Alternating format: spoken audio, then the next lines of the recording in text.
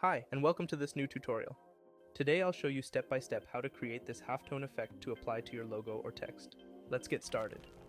First, go to File, then click on New, and set the size to 6000 by 4000 pixels with a resolution of 72 dpi. I recommend using these exact dimensions to get the same final result. Next, bring in your logo or the text you want to work with. I've already prepared mine in advance to save time. Now let's clean things up a bit. Turn off the background layer, then select your logo or text, right-click on it, and choose Convert to Smart Object.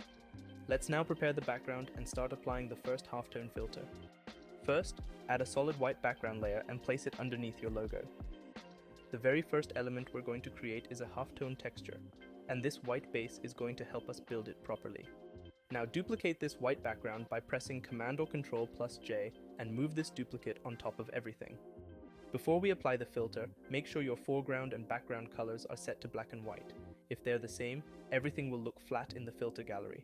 That's a common mistake with color settings. Now go to the filter menu, head to filter gallery, and if Photoshop asks, just confirm to convert the layer into a smart object. Inside the gallery, we're going to select the effect called Halftone Pattern. It's located in the Sketch category. Set the size to 12, contrast to 1, and the pattern type should be dot. This is what you should see after applying those settings. Once you've set these options, go ahead and click OK. Now that we've created our texture, let's apply it to our logo. Go to the blend mode of this layer and change it to hard mix. It might look like nothing has changed, but that's exactly how it's supposed to appear right now. Go to the logo layer, then double-click it to open the layer style panel. Under the This Layer slider, bring the value down to around 35%. This will make the dots interact better with the image underneath. Let's move on to the next step. The second filter we need is this one here. This filter is essential to reveal the halftone texture on the text. I'll show you how to create it directly in Photoshop, but if you want to skip ahead, you can download it for free from my website. Links in the description, along with the full project files. To build this filter, we'll first create a new gradient layer. Click on the gradient preview to open the editor. The first color stop should be black and the second one set to white. If your white stop is transparent, just click here and bring the opacity up from 0 to 100%. Just make sure the style is set to linear and the angle is exactly 90 degrees. Now we're ready to move on to the filter gallery part. Head back to the filter menu, open the filter gallery, and if Photoshop asks, just convert the layer to a smart object again. Before we start, it's a good idea to zoom out a bit to get a better view of the effect across the whole canvas. Not totally required, but it makes things way easier for me. For this filter, we'll use 3 layers. Just click the small icon here to add one, then turn off the new layers you added. Now I know this part with the filters can get a bit repetitive and detailed, so to make things easier for you, I've put all the settings for these 3 filters in a handy panel on the left.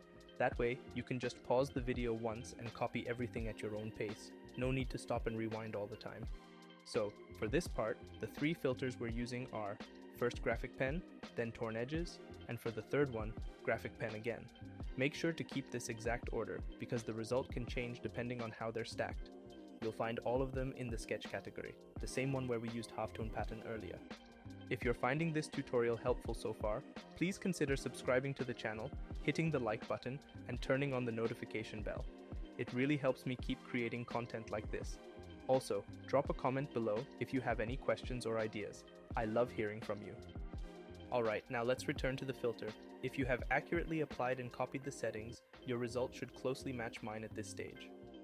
Right-click on the filtered layer and select Rasterize Layer. We're going to slightly scale it up, not too much, just enough to fill the canvas more evenly. The idea is to have a darker lower area with some light textures up top. Check your result. If it looks somewhat similar to mine, you're on the right track. Now select the rectangular marquee tool and select this main part of the texture. Then press Command or Control plus J to duplicate the selected area into a new layer. After that, you can delete the scaled version of the texture. We don't need it anymore. Alright, the next thing we need to do is remove all the white parts from this new layer. To do that, go to Select, then choose Color Range. Click on a white area of the texture and set the fuzziness value to 20, then click OK. Now that we have selected the white areas of the texture, we can create a layer mask by clicking the mask icon at the bottom of the panel. With the layer mask now selected, press Command or Control and the letter I to invert it. At this point, click here to apply layer mask to the texture. This is the final texture you should have. Next step, hover your mouse over the thumbnail of the texture layer, then hold Command or Control and click on it to load the selection. Now go back to your logo or text layer, click the Add Layer Mask button at the bottom of the Layers panel, and then turn off the original texture layer. After that, click on the layer mask next to your logo and press Command or Control-I to invert it. Alright, we're getting really close to the final result. Go up here and click on this little chain icon to unlink the layer mask from the layer. This way, you'll be able to move the mask independently and adjust it however you like. In my case, I want to lower it a bit.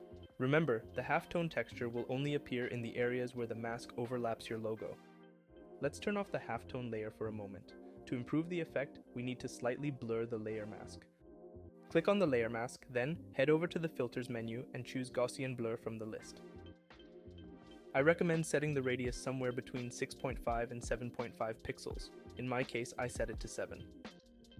This step is essential because it reveals the halftone effect on your logo or text. As you can see, the result changes quite a lot. You can now re-enable the halftone pattern layer if you had turned it off earlier. Everything should start to come together visually at this point. If you want, you can still take a moment to adjust your layer mask before we move on to the final step. This gives you full control over where the halftone effect will appear. In my case, I prefer to have the effect mostly visible on the lower part of the text to create a more dynamic and focused look. The final step in this project is to add a blur effect to the logo layer. Click on the logo layer to select it, then go to Filter, then Blur Gallery, and choose Tilt Shift. This part is a bit more creative and open to interpretation, so feel free to experiment and see what works best for your design. There's no single right way to do it. It's all about what looks good to you. That said, I'll go ahead and share the exact settings I used, just like I did earlier. If you want to follow along, feel free to pause the video and copy them. Alright, this is my final result. Of course, yours might look a bit different. The final outcome can vary depending on the settings you use. You can also play around with other blur gallery tools if you want to try out different creative effects. There's one final touch that can make a big difference: a texture overlay. You'll find the texture inside the free download for this project. Simply drag it into your file, make sure it's on top of all the other layers, then set the blend mode to multiply and drop the opacity down to 50%. In this final part of the tutorial, I'll show you how to create the text style you saw in the thumbnail. It's a super easy effect, and you'll apply it directly on the layer with your logo or text. So, just double-click on the layer to open up the Layer Style panel. To show you the full process, I'm gonna turn off the effects for a second. We'll start with Inner Glow. The blend mode is set to normal, with the opacity at 50% and the noise set to 100. For the color, I'm using a vivid tangerine. Here's the hex code if you want to match it exactly.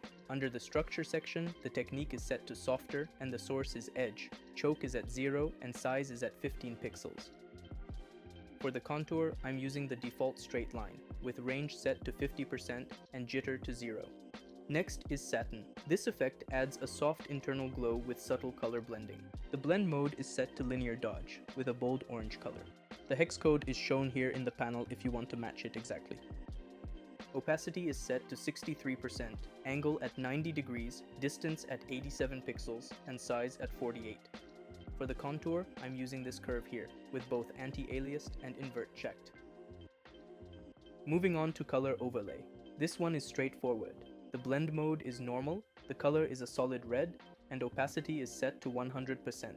It serves as the base color for the entire effect. The last effect you need is Outer Glow. Instead of a classic soft blur, this one expands the halftone texture outward, making the pattern more visible around the edges of the text. As you can see in the comparison, it adds depth and reach to the effect without softening the shape. For this effect, the blend mode is set to darken, with opacity at 52% and noise increased to 42. The color is that same vivid tangerine we used earlier. Under the Elements section, the technique is set to Precise, spread is 7%, and size is 35 pixels. Then, in the Quality section, the range is set to 74%, and I'm using this custom curve, which you can see right here. Alright, that's it for the layer style. Now let's take a look at how to update the content of the project. To do that, just double-click on the effect layer. Since it's a smart object, this will open the original file. Here, you'll find the clean version of the text or logo without any effects applied. At this point, you can replace it with your own text or logo. In this example, I'm turning off my logo layer and adding a custom text instead, adjusting it as needed. Once you're done, go to File and hit Save.